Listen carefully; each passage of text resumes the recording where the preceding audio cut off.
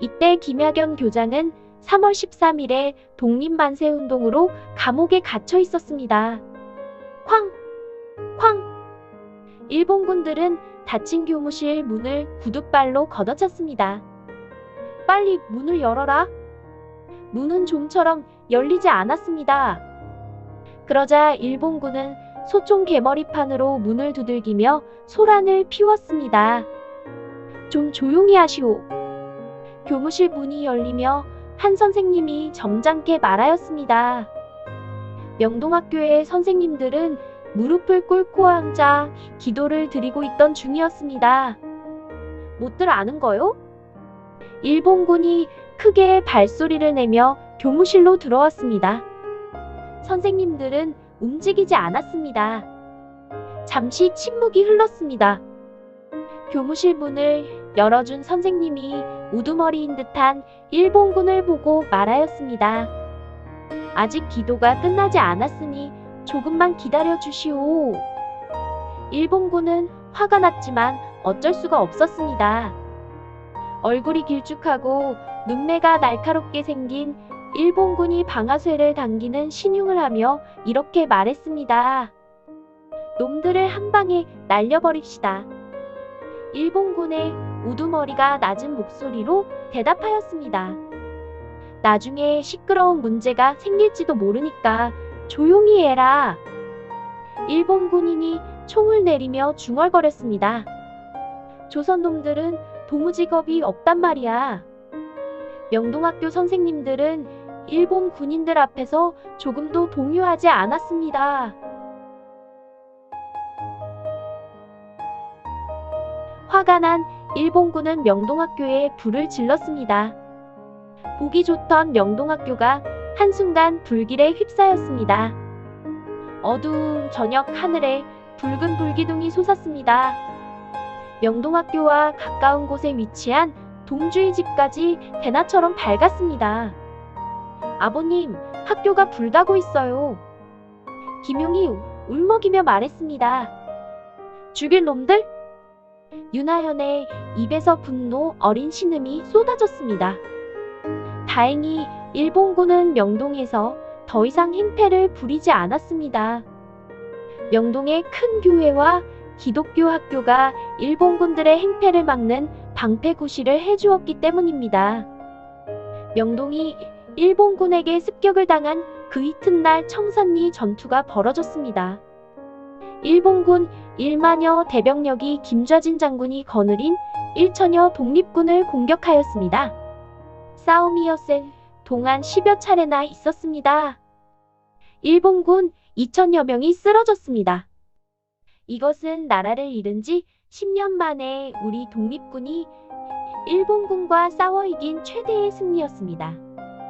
일본군은 청산리 전투에서 패한 뒤 그 분풀이라도 하려는 듯 독립군은 물론 만주지방에 사는 우리 동포들까지 총칼로 무차별 학살하기 시작했습니다. 일본군이 무차별로 들이대는 굴력의 독립운동가들은 북간도에서 중국 본토나 다른 지역으로 흩어졌습니다.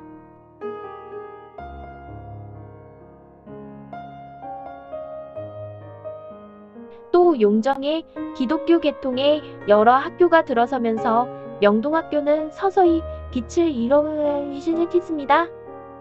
더군다나 학교가 불탄 뒤 임시로 지은 건물만 덜렁 서 있어 쓸쓸하기가 이를 데 없었습니다. 그래도 세월은 머물지 않고 흘러갔습니다. 몽규네 가족은 몽규가 5살 되던 해 동주집에서 가까운 곳에 집을 얻어 이사를 갔습니다. 그렇지만 몽규는 동주네 집에 있는 시간이 더 많았습니다. 사람들은 동주와 몽규가 쌍둥이처럼 늘 붙어 다닌다며 쌍둥밤이라는 별명을 지어주었습니다. 동주는 동갑내기 몽규와 함께 뒷산에 올라가 술래잡기를 하느라 시간 가는 줄 몰랐고 겨울이면 썰매 타기와 팽이치기를 하거나 꿩 사냥을 하는 어른들을 따라다니느라 바빴습니다. 몽규는 겁이 없는 편이었지만 동주는 걸핏하면 눈에 눈물을 글썽이는 아이였습니다. 그래서 언제나 몽규가 앞장을 서고 동주는 그저 그의 뒤를 따라다녔습니다. 그래도 몽규가 언제나 동주의 의견을 존중해 주었기 때문에 둘은 싸우지 않고 잘 어울렸습니다. 1924년 12월의 어느 날이었습니다. 아침 일찍 동주가 몽규를 불러냈습니다. 몽규야, 놀자. 몽규는 얼음지지기라도 하러 가는 줄 알고 옷을 껴입고 밖으로 달려나갔습니다. 그런데 동주는 아무 말도 하지 않고 냅다 달려갔습니다. 왜 그러는데?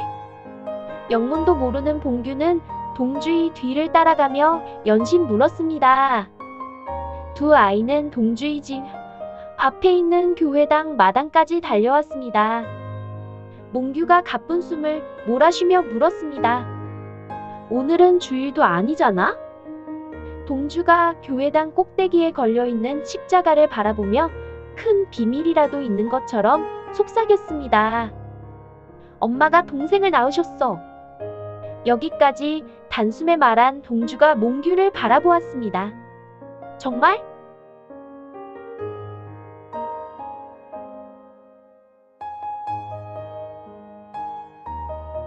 정말이야. 그런데 여동생이야.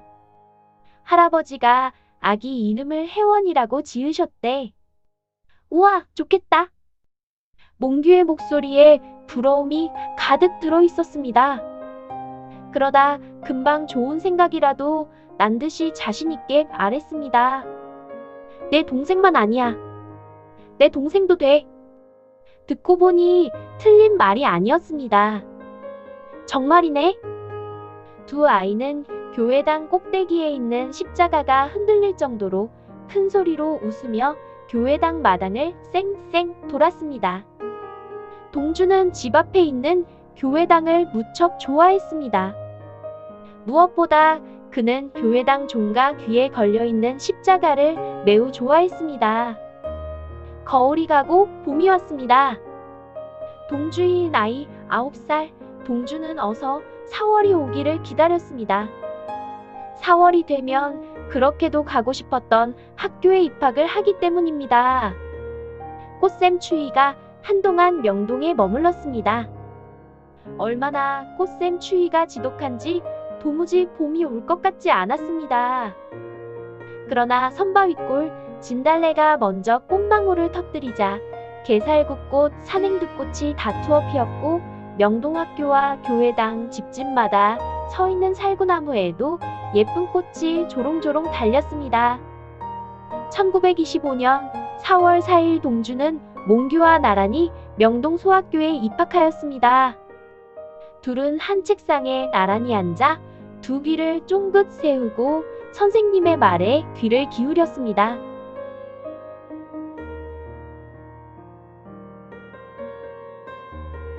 동주는 학교에 다니는 일이 즐거웠습니다. 어느 날은 집에 있는 말을 타고 학교에 가기도 했습니다. 학교에 가면 글을 배울 뿐만 아니라 동갑내기 고종 사촌형인 몽규와 같이 있을 수 있었기 때문입니다. 둘은 5살까지 동주의 집에서 함께 자랐기 때문에 친형제처럼 다정하게 지냈습니다. 한 달이 눈 깜짝할 사이에 지나갔습니다. 하루는 선생님이 질문을 했습니다. 우리는 지금 나라가 없어요. 아이들의 눈이 샛별처럼 반짝였습니다. 일본이 우리나라를 빼앗아 갔기 때문이지요. 윤동주, 어떻게 하면 우리나라를 찾을 수 있을까? 동주에게는 어려운 질문이었습니다. 선생님도 동주 같은 이린아이에게 대답을 듣기 위해서 물어본 것이 아닙니다. 나라의 독립이 너무나도 어려워 답답한 마음에 그저 던져본 질문입니다. 사실 답답한 것은 학교 사정도 마찬가지였습니다. 명동학교 교장 김야견은 독립운동을 한 죄로 감옥에 갇혀 있었습니다. 교장 선생님뿐만 아니라 명동학교의 선생님들과 학생들도 나라의 독립을 위해 열심히 활동했습니다. 그러자 일본이 중국에 압력을 가해서 명동학교는 중학교 과정을 가르칠 수 없게 되었습니다. 동주는 선생님의 질문에 대답할 말을 찾지 못했습니다. 동주의 눈에 눈물이 그렁크링 맺혔습니다. 그 모습이 너무나 순진하게 보였습니다. 그때 옆에 앉아있던 몽규가 벌떡 일어나더니 힘차게 말했습니다. 일본 놈들과 맞서 싸우면 됩니다. 그런 다음 우리나라를 찾아오면 됩니다.